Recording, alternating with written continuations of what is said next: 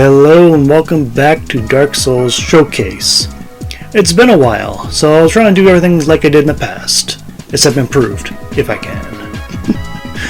But enough of that, let's get on with the episode. And where I decided to place this one is the Flameberg. Now this great sword is undulating blade is a choice weapon for slithering serpent men of Sen's fortress. This weapon is designed to flay the skin and cause heavy bleeding. And I guess you could say that, considering it's basically a bread slicer, but made for flesh. Now the Flameberg, or the historically known flame-bladed sword, Flameberg is a bit of the correct term and the wrong one, as if it could be used for this large two-handed version, or even the Reaper version, where it uses the very similar blade-like style.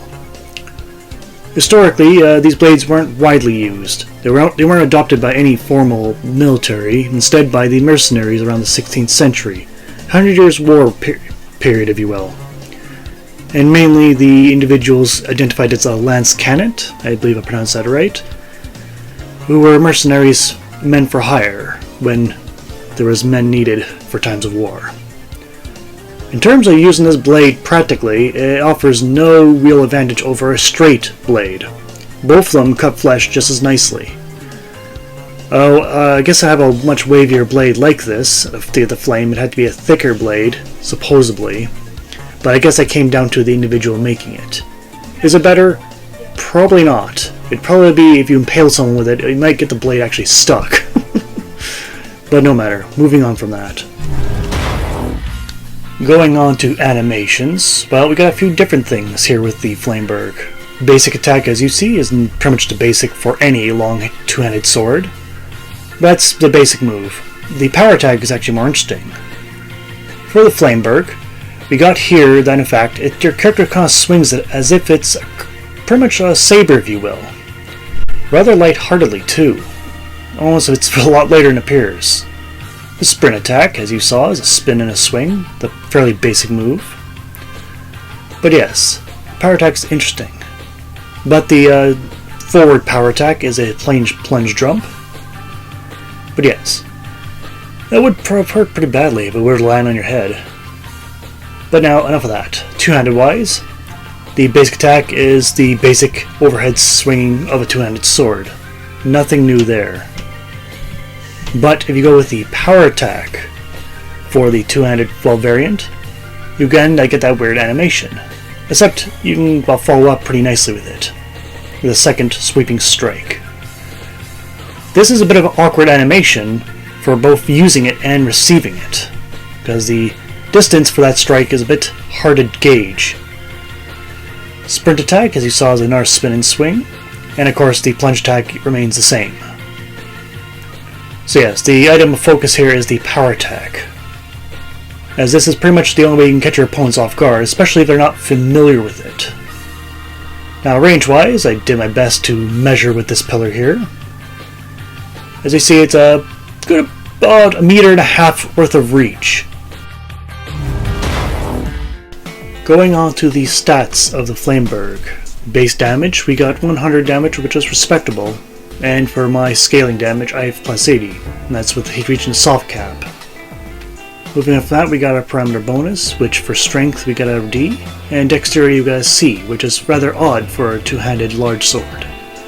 Auxiliary effects, we got 300 bleed damage, assuming because its wavy pattern causes more bleeding. Moving on from that, damage reduction is that of any other large sword. It's mainly in physical, but however not that great, though it could work for fire or lightning damage in a pinch. Stability is nothing to write home about. The requirements for wielding the weapon is 16 strength and 14 dexterity, despite getting more from dexterity. Rather odd. And the weight is at a reasonable 6.0 pounds. Not too terribly heavy. Now going from upgrades, we'll first show the base upgrade for top tier 15. We got 250 damage with 241 base or bonus damage. When on that, we got the Raw, which is pretty horrible. Divine damage, which is respectable. When on from that, we got Occult, which is better than the Divine, just slightly.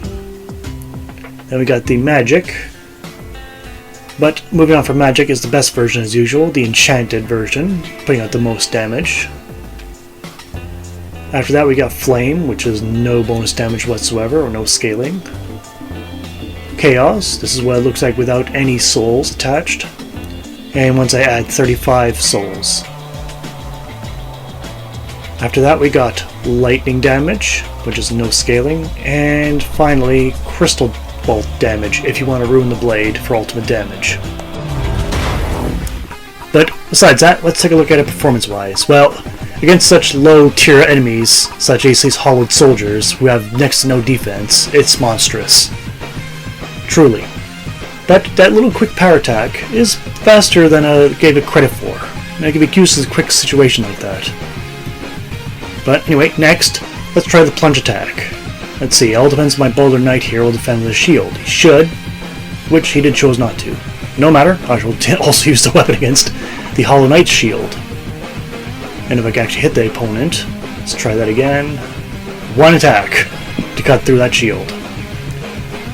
Then again, these guys are pretty low tier. And even the power attack got through in one hit as well. That's pretty damn good. Pretty damn good indeed. Now let's try it one more time on another shield. Let's get that plunge attack, and no surprise, it went straight through. Now, I don't think I added this too much in the past, but a backstab, as you can see here, is 724, which is a lot of damage. Alright, now going on to a far more armored opponent, the Guardians of Analondo. I don't know what to tell these guys, I forget their name. I know I'm professional. But in terms of damage, I even staggered them the second hit. So this thing puts out, I guess, enough DPS to get that bleed damage going.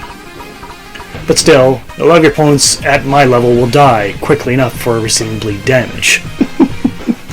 So I guess the verdict's out in the park on that one.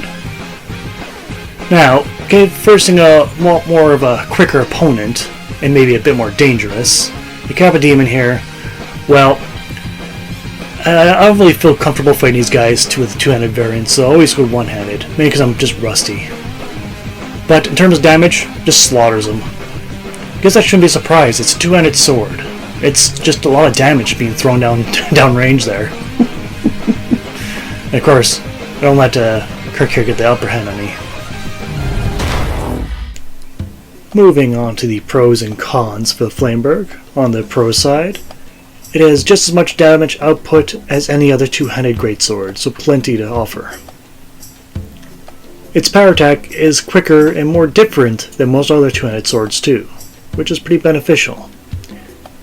Call it heads or tails, but it does have bleed damage, even if it is not the most useful feature.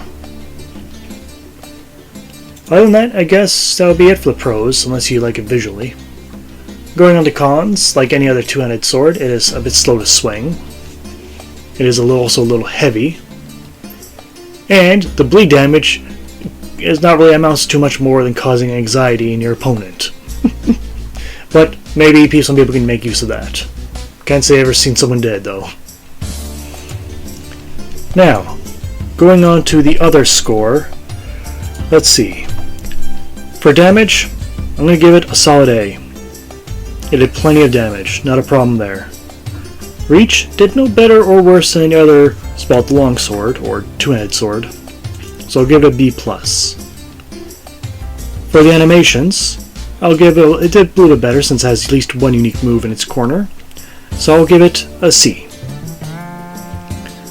Next on, for scaling. Scaling was a bit of a weird one, as this weapon had both D, naturally for strength, and at least was upgraded to a B for dexterity. So that's pretty decent in my opinion, so I'm going to give that a B+. This Glinias is really a bit of a toss-up, but I'm going to say a B- for having that bleed damage, but not being all that useful, and having a different animation. It's kind of double dipping, but no matter. So the final rating I'll give for this weapon is a B, which is pretty damn decent, even if it is oddly shaped. So the Flameberg, in conclusion, pretty damn good. Doesn't do any worse or much better than any other of the longswords. Is it the worst one? No. Is it the best one? No. But there's nothing wrong with it either. Someone could rock this thing the whole game, no problem. But I did it with other longswords. This one just never suited my fancy. but no matter. That'll be today's video. Thank you for watching, and take care out there.